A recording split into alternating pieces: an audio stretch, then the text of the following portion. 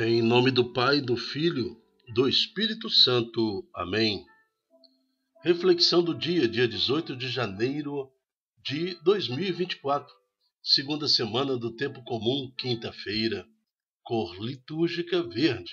Santo do dia, Santa Prisca, ou Priscila, a promártire romana, século I, exemplo de mulher, na qual a tua fé e dedicação se tornou fruto em meio à comunidade primitiva. Então, século I, Paulo talvez tenha citado ela que foi esposa de Átila e foi a primeira mártir, a primeira mulher a ser sacrificada pela salvaguarda da fé em Jesus Cristo.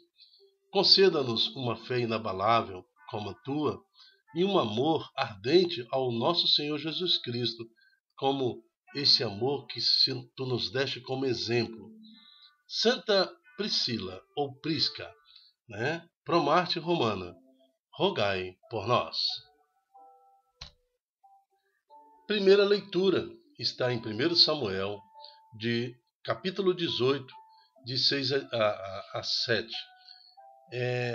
6, versículos 6 a 19, aí depois ele vai no capítulo 19, de 1 a 7. Então, nesse resumo, nós temos a sequência. Nós estamos estudando o livro de Samuel já tem 2 semanas. Aquela criança que foi consagrada ao Senhor e o sacerdote Eli, então, conduziu Samuel para ser um grande servidor para a causa divina. E o próprio Deus ungiu Samuel, ainda menino, para ser um profeta do Senhor. Em seguida, nós vamos ver que Samuel ungiu Saul, que foi o primeiro rei de Israel. E Saul, logo nos primeiros anos de reinado, meteu as mãos pelos pés, desobedecendo uma ordem do Senhor. Então o próprio Deus tira de Saul a unção de rei, mas ele continua com o governo humano, com a autoridade humana. Agora, sem Deus, Saul começa a tropeçar aqui e acolá, levando a Israel a derrotas incríveis em todos os sentidos, tanto nas guerras como econômico, social e tudo mais. Porque agora Saul não tem mais a unção do Senhor. Para resolver isso, então Deus pede a Samuel que faça uma nova unção. E ele foi lá, ungiu Davi, ainda um jovem, e pegou esse jovem que foi ungido como rei, e colocou do lado de Saul. Veja só, agora Saul não sabe que Davi já está ungido rei. Ele está ali do lado.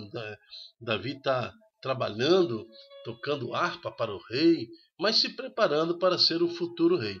Saul não sabe nada disso ainda. Ele não descobriu que Davi foi ungido como rei para o seu lugar. E naquela batalha de ontem, que nós olhamos na leitura de ontem, Davi acaba vencendo Golias. E quando Davi venceu Golias naquela luta, Davi então ficou sendo um cara famoso. Quando voltou, então, as tropas voltando para Israel, as mulheres, os homens gritavam: Davi matou 10.000, enquanto Saul só matou 1.000.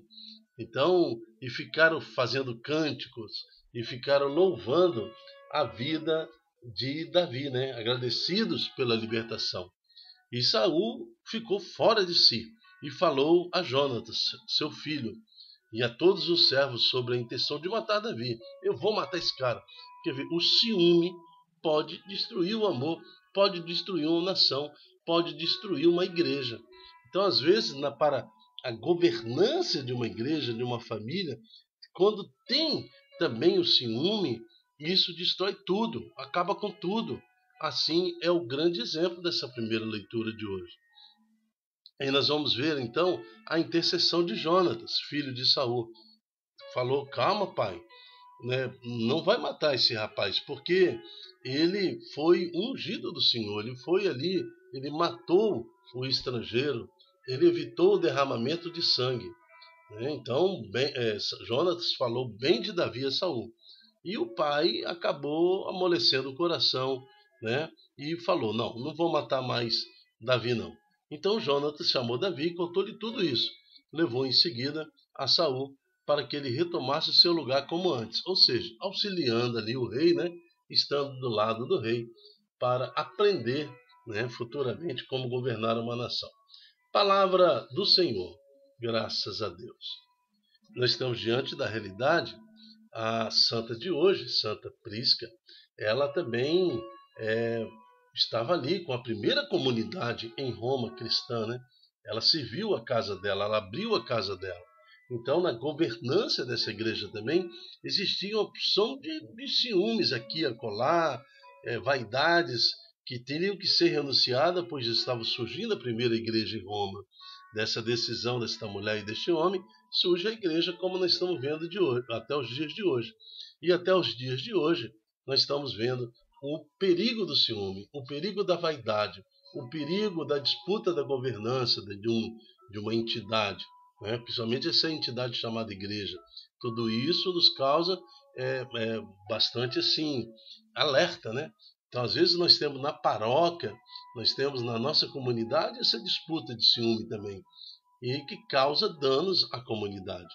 Então, tenhamos um coração puro, um coração sincero, como a de Priscila, de Prisca, para que a gente possa, então, aceitar a vontade de Deus na nossa vida. Dai-nos, Senhor, um equilíbrio, como foi dado a Jonatas, filho de Saul, para amenizar, articular os cantos feridos da governança da nossa família, da nossa comunidade, da nossa igreja, sempre promovendo a paz. E que possamos, Senhor, ser anunciadores dessa paz pelo nome de Jesus. Amém. É o que nos pede o Salmo de hoje. É no Senhor que eu confio e nada temo. O responsório está no Salmo 55, que fala: confio em Deus e louvarei sua promessa. É no Senhor que eu confio e nada temo. Que poderia contra mim fazer um ser mortal? Devo cumprir, ó Deus, os votos que vos fiz e vos oferto um sacrifício de louvor. Então, queremos glorificar a Deus, porque em nosso coração, nossa consciência, foi nos dado o sentimento de confiar em Deus. É no Senhor que eu confio e nada temo. Evangelho está em Marcos, capítulo 3, de 7 a 12. O Senhor esteja conosco. Ele está no meio de nós. Proclamação do Evangelho de Jesus Cristo segundo Marcos. Glória a vós, Senhor. Naquele tempo, Jesus se retirou para a beira do mar, junto com seus discípulos. Muita gente da Galiléia o seguia, e também muita gente da Judéia, de Jerusalém, da Idumeia, do outro lado do Jordão, dos territórios de Tiro e Sidônia. Foi até Jesus porque tinham ouvido falar de tudo que ele fazia. Então Jesus pediu aos discípulos que lhe providenciassem uma barca, por causa da multidão, para que não o comprimissem. Com efeito, Jesus tinha curado muitas pessoas, e todos os que sofriam de algum mal jogavam-se sobre ele para tocá-lo.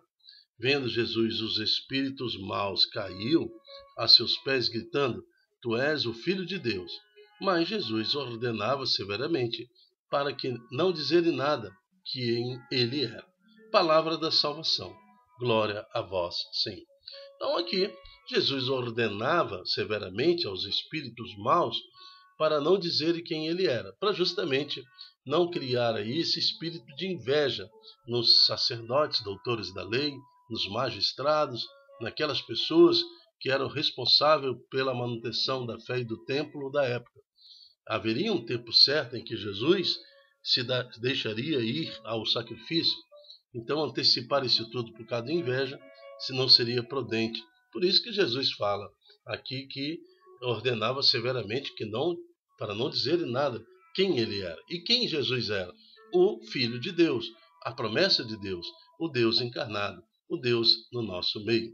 Muita gente então procurava Jesus, muitos, e muitos, ao tocar Jesus ou ouvir a sua palavra, eles já eram curados. E todos os que sofriam de algum mal jogavam-se sobre ele para tocá-lo. Então, vendo Jesus que eles estavam ali comprimida, ele pediu uma barca. E qual foi a barca que Jesus subiu? A barca de Pedro. Se dando assim um sentido teológico, um sentido bíblico de que Jesus está na verdadeira igreja. Né? Quando Jesus fala, Pedro, tu és pedra, e sobre esta pedra edificarei a minha igreja.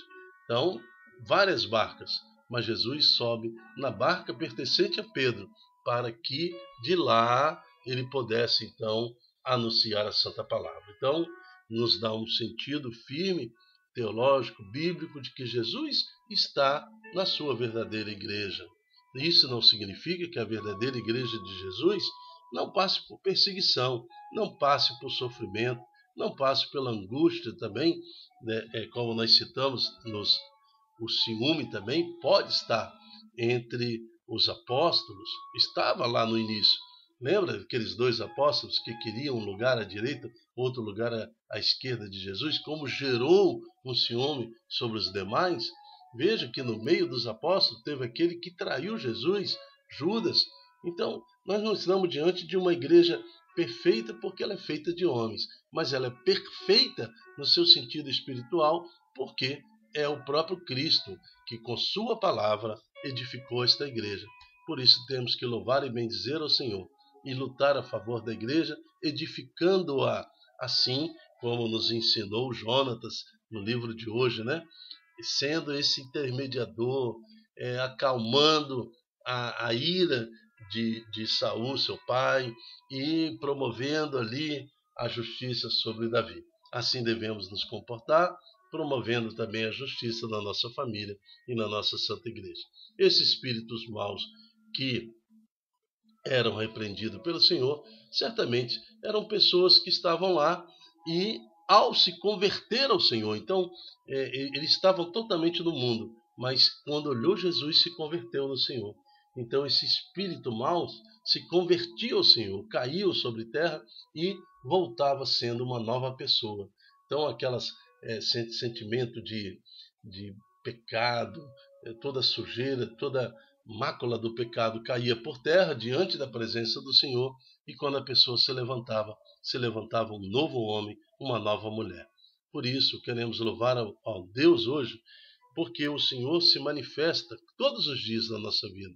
Se manifesta no nosso batismo, no crisma, no sacramento do matrimônio, que alguns de nós recebeu, ou na ordem, e nos diversos outros sacramentos da comunhão, sempre esse mesmo Cristo com esse mesmo poder. É o mesmo Cristo que está no sacramento, é o mesmo que subiu na barca, é o mesmo que transformou vidas e que está à nossa disposição pelo ministério da Santa Igreja. Por isso, louvamos e bendizemos ao Senhor, por a sua intenção, a intenção do Senhor está sempre presente com seus filhos. Amém. Eu me chamo Dilton Góes. O nosso projeto chama-se Ai de mim se não evangelizar. Seja você também um evangelizador. Multiplique em suas redes sociais esta palavra para que mais corações estejam sensíveis à presença do nosso Senhor Jesus. E sabemos que essa presença se manifesta pela igreja, né? Com os sacramentos, com os sinais vivos da presença de Cristo. Vamos orar junto para a edificação e manutenção da nossa Santa Igreja. Amém. Até a próxima, se Deus quiser. Tchau, tchau.